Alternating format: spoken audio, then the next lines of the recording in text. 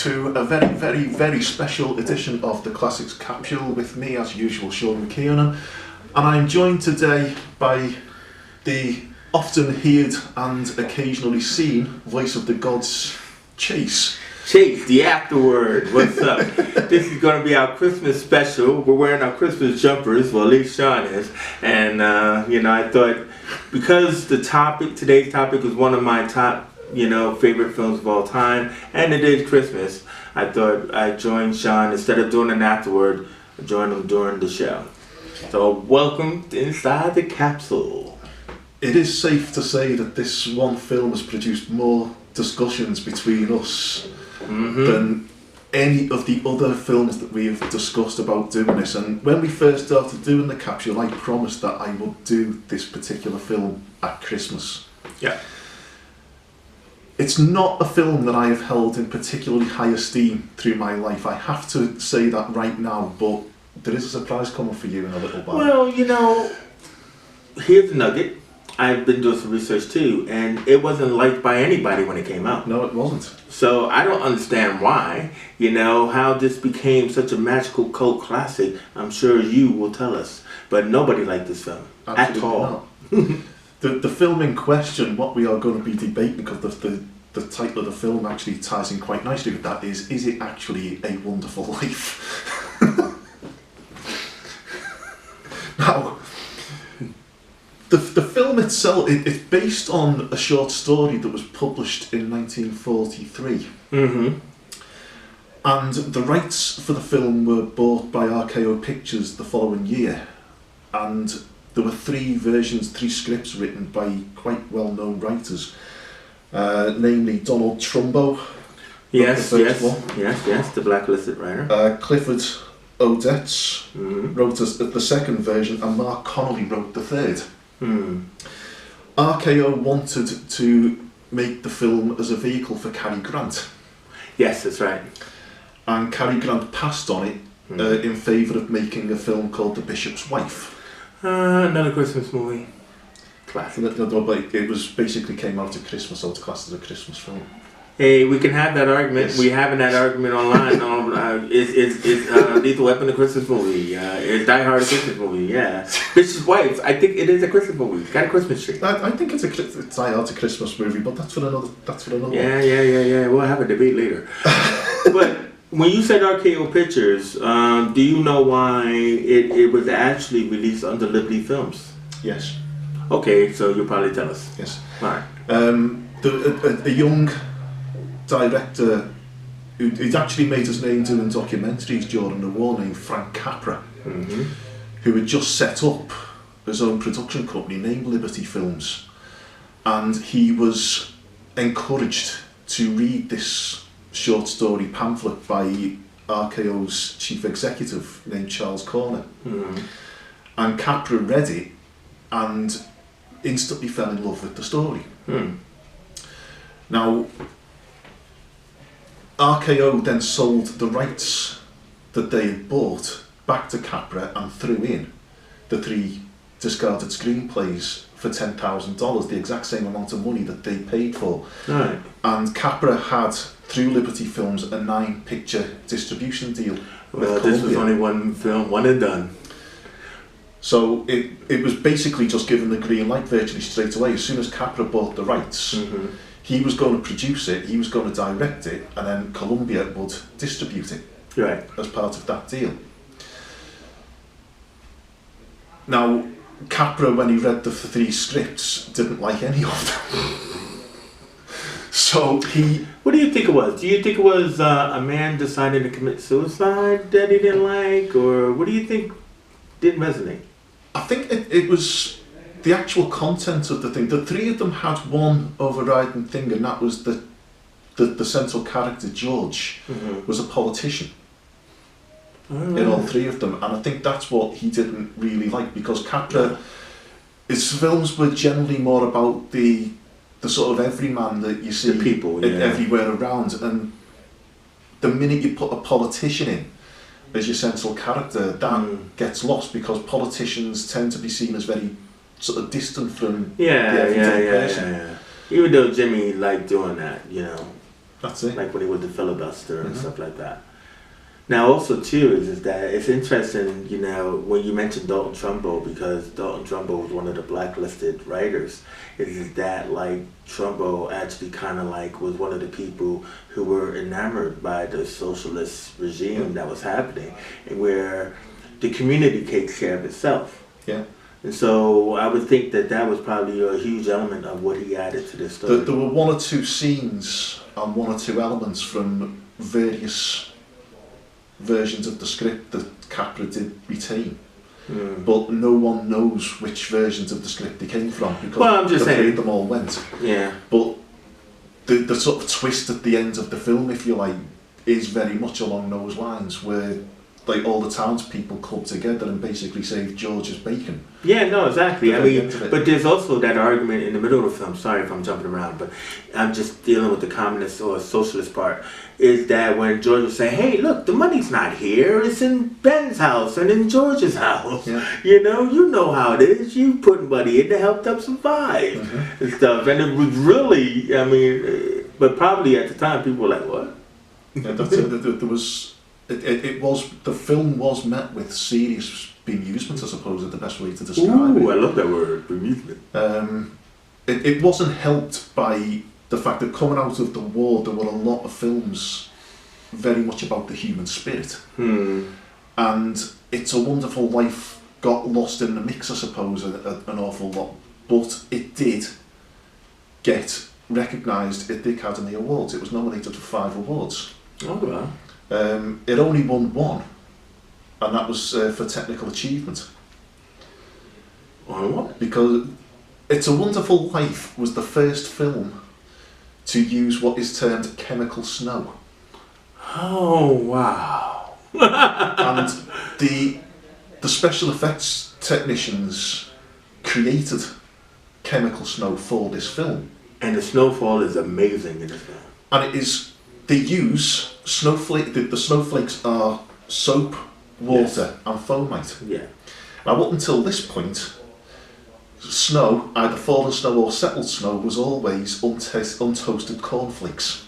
Which then led to huge problems and having to have all the dialogue read up, because people were walking around, you couldn't hear a word the actors were saying because they were too busy eating snow. It was basically the noise of the cornflakes crunching drowned out the dialogue. It does make a good effect though, crunch, crunch, crunch as you walk into the snow. Capra didn't like that though. He didn't want to mess around having to read up and whatever else. It was like, let's film it as it is. As it is. And so a new type of film snow was created specifically for this film, and on the most part the same mixture is still used today. That was the only award it won for technical achievement. If it's still working today, I can understand why. But like many classic films, or films that are now regarded as classics, this had a very troubled birth. It's surprising actually the number of films that are regarded as classics and are classics, which basically the development of them was horrendous. Always. The first writers that Capra brought in to write his version of this story was a husband and wife team. And to say it was not a harmonious relationship is putting it mildly. Ooh, husband and wife writing about love? What did they know? The problem was Goodrich and Hackett were the writing partnership. And what would happen, they would write scenes and pass them on to Capra, who would then sit down and basically rewrite them with other writers. Not good. And after a couple of weeks of this, he turns around and said to the 2 writers, "Are you nearly finished?" And they said, "Yes, we're finished now," and just handed them the last scene and walked away. They described Capra as being one of the most ignorant and arrogant people they had ever come across. Whether he was ignorant and arrogant is another matter. It might just be that he may have just knew his own mind and knew exactly what he wanted. That's what it is, bruv. He had vision. when it came to the cinematography, therein was another problem. He started filming it with Victor Milner, and he sacked him. What? How far into filming? After a couple of weeks, he decided that Victor Milner was very, very slow and very pretentious. One of those artistes. So he sacked him. Wow. And he brought in a colleague from Columbia Pictures named Joseph Walker, who picked up where Milner had started, or where he'd left off, and they carried on. But then Columbia Pictures decided they needed Joseph Walker back for a film they had in production. All right. When they filmed the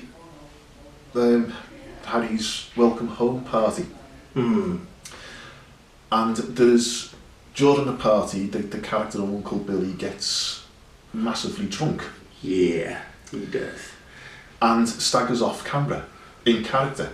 And there is then an almighty crash. yeah.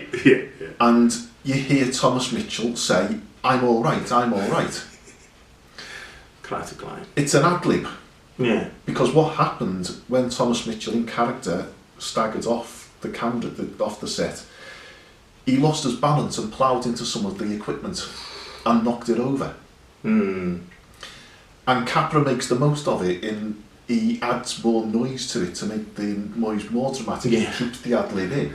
I mean, this is one of those comic moments that are like, that are used time and time again, like somebody falls down, crash, you hear the loud crash and it makes people laugh even more.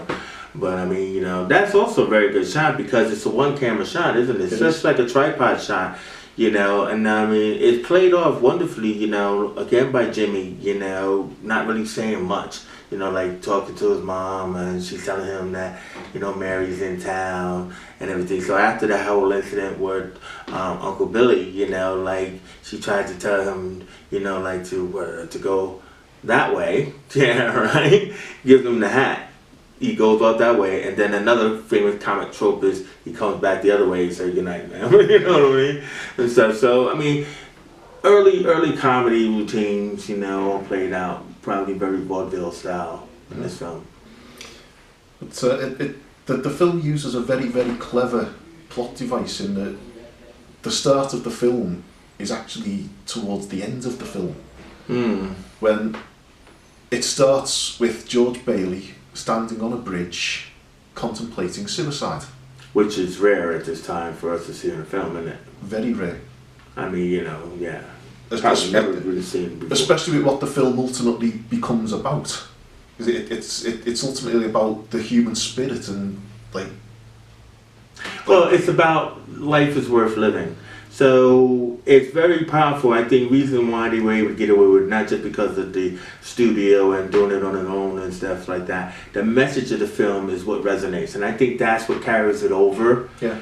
I think initially people didn't like it because, what do you mean the guy's trying to commit suicide? I don't want my kids to see that, and that's terrible. That's such a terrible movie. But then it's about he learns that every man, every individual is important to the people around them, whether they see it or not. Yeah. That's what I love most about this film is that none of us. Okay, so this is going to be one of those where we don't know where we are at this point of the story, but we're at the end, aren't we? So, John, I have to have a debate with you on this because, it's not just about what did George learn, when he's on this bridge contemplating suicide and he's given the gift from an angel, Clarence, to be able to see what his life would be like if he's never been born. What does he learn? He learns that everybody's life has value. That no matter what you do, every action that you take has an impact, either indirectly or directly, on someone else's life. Yes, exactly. But then you say, so when the people come in, like he decides to go home, he gets his life back, he decides to go home, despite the consequences. He doesn't know how it's going to end up, but he just knows that it's going to be better than him giving up. Yes. Right? And everything. And then you just said that, oh, well, then everybody comes in and they give all their money and then it's a little bit more than that. There's a lot more than that, because you then get the sheriff turning up the arrest warrant. Yeah, exactly. Harry comes in, who the last time his name was even mentioned in the film, they were standing at his grave, and he died when he was a child. So he's in an alternate universe. So, Harry, like, he's alive. Mm-hmm. He's married with with kids. Mm-hmm. He's happy. Mm-hmm. He's there basically because George saved him when they were kids. And the soldiers that he saved are there and because... They're all alive because Harry was there to shoot the kamikaze pilot down. Exactly. And then George gives... No, it's not George, it's Ernie. Ernie the cab driver. Ernie the cab driver. Which, do you agree that that's where we first heard Bert and Ernie? The name Bert and Ernie? It's an urban legend that Bert and Ernie in Sesame Street were named after the cop and the taxi driver in It's a Wonderful Life. Yeah. Some people swear that it is the case. I do. Others say, no, it's just a coincidence. Whatever. I mean, I like to think that it is. Yeah. It is the case that they are named in tribute to these two. So Ernie the cabbie comes in and he reads a telegram from Sam Wainwright. He calls Sam, one of George's best friends, one of the kids that was there when he saved Harry around the ice rink and everything. Sam always was in love with Mary, but Mary was in love with George, and Sam went off to build a plastics factory and everything like that, make millions of dollars and stuff. And then George even suggested that Sam build one of his factories in the town and stuff like that. So then Sam's like, hey, yo, dude, why don't you just come to me? You know, I heard Mary sent me a letter. You need help? Here's $1 million.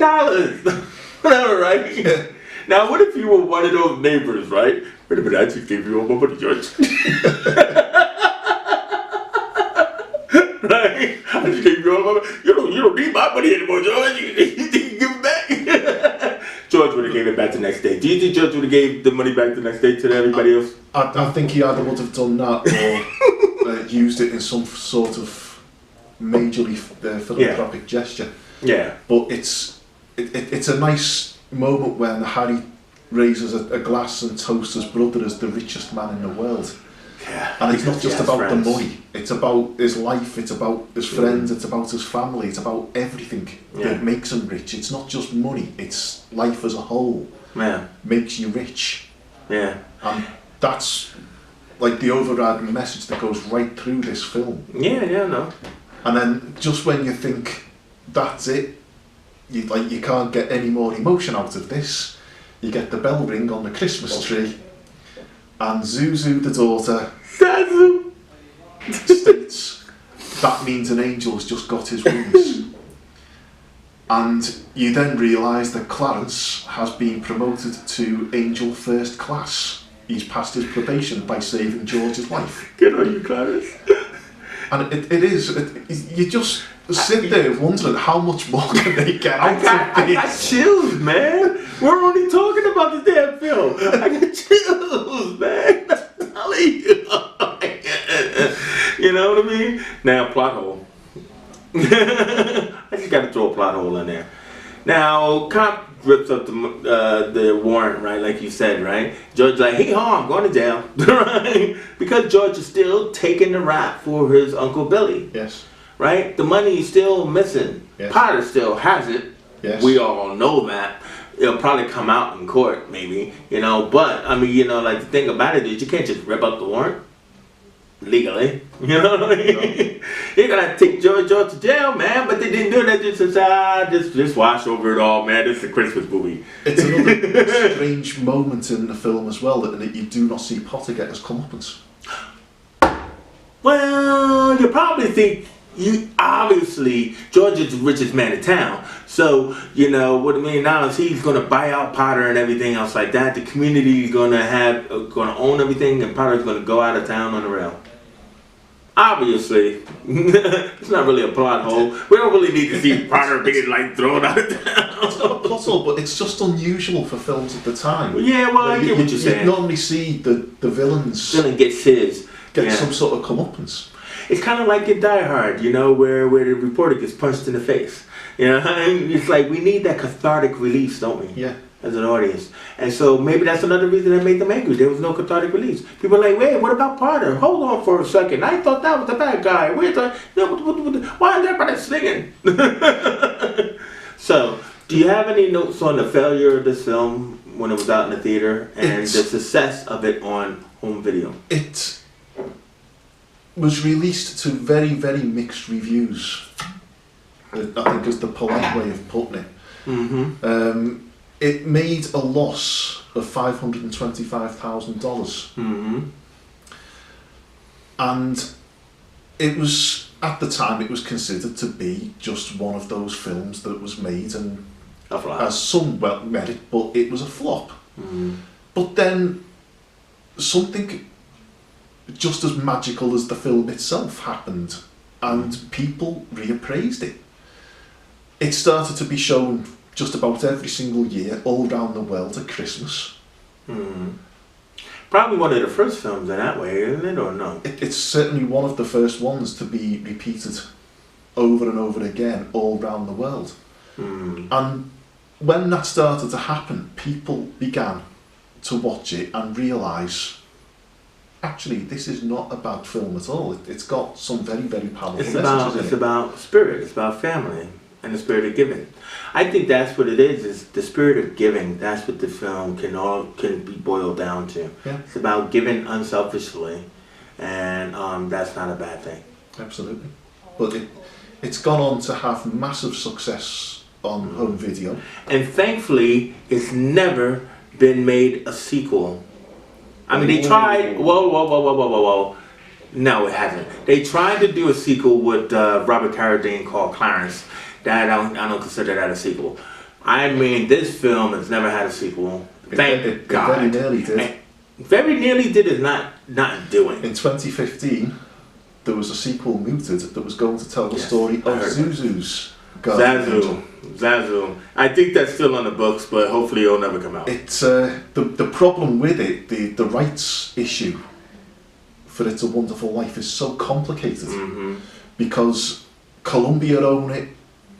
Liberty Films, which became a subsidiary of Columbia Films, owned part of it, and that's what caused the sequel to collapse because they could not sort out the rights issues on it, so they couldn't go ahead and make it. Yeah. No one actually knows anymore who owns It's a Wonderful Life. No. And it's because of a clerical error in the 1970s when they tried to renew the copyright for it. Harry Bob graduate. The copyright and the rights for it is all over the place. No one knows who owns it anymore. So, as a result, we own it. The sequel in 2015 never even went into pre-production or any sort of production phase. It was mooted. Yeah. It was planned. I remember. It was like supposed to be like Zazu as the youngest of the three kids were supposed to start to feel the same way as her dad did. Yeah. And, she gets visited by Clarence, who's an angel, so it could be the same guy, but of course in a different form. It would not be the same. It would not be, so don't ever do it. No. So anyway, Sean, I just want to thank you for inviting me into the capsule.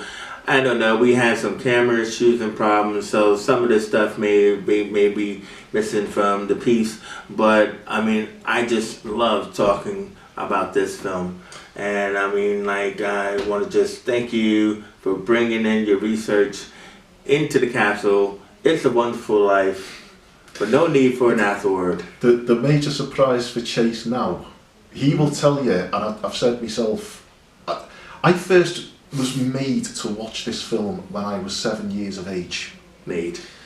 And I detested it. I thought it was one of the most boring things I'd ever been made to sit and watch. And from that point on, I used to make a conscious effort to avoid it. 2 weeks ago, I sat down and watched it again, and I hadn't attempted to watch it for over 30 years. So you watched it? I watched it for the first time in over 30 years. Wow. And this is the bit that's going to surprise you. It is one of the greatest films I have ever sat and watched in my life. Exactly. Exactly. It surprised me at the end of it because I actually sat wanting to see what happened next in it. This film is hypnotic. Well, I think what the problem that people will tend to have is they think they've seen it. Like you, and you're talking about 30 years of thinking you've seen it. Because people have been forced to have it on in their homes at Christmas or Thanksgiving or whatever, mainly Christmas. And it's on. So as a kid, you're forced to watch it because the parents want to talk. And then as you get older, it's still on. You're, oh man, not that film again, and everything. And you know, only come into bits of it, you know. But when you actually sit down and watch this film from the beginning, it's a hypnotic experience. It is. You know, because you don't realize the time that is passing while watching it, because you're intrigued and fascinated by how they did the whole back and forth in the time stuff and everything, and you're just engaged the whole time. It is one of the films where, possibly more by accident than design, with the problems it had, like so many of these all-time classic films, everything all comes together and it makes something that is truly magical.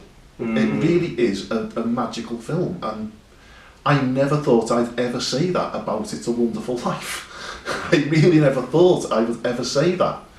Yeah, and it's just classic. Like all the characters that are in that room in the end, you know them. Yeah. You know them. You know the problems that George has had with them, or the good things that he's had with them. From Mr. Gower to the guy who wants his money back. You know, and it's just powerful. This film, it's a big well done to Frank Capra for, you know, putting that together. And it's a shame that probably most of his life he had to been told that he made a failure. And I'm hoping that he managed to see. I think he did manage to see the success of the film. He always regarded it as being the greatest film he ever made. Yeah. And he used to show it to his own family every Christmas, every year without fail. Yeah. No, that's well done, because too many times that people, you know, are gone too soon and stuff. Well, anyway, we have to go. Again, thank you, Sean, you know, for closing out the capsule for this year, this season. Merry Christmas to everyone and all that out there. Merry Christmas. Thank you very much for your hopefully continue patience in listening to my ramblings about my favourite films and television. Yeah. No, not rambles. It's a capsule that that I think people love to open for Christmas. Woohoo! Look at this. You know what I mean? You know, maybe next time we'll talk about what actually is a Christmas movie. I still believe that Die Hard is a Christmas movie, but no, Lethal Weapon. That can be the topic for next Christmas. I think so. Next Christmas.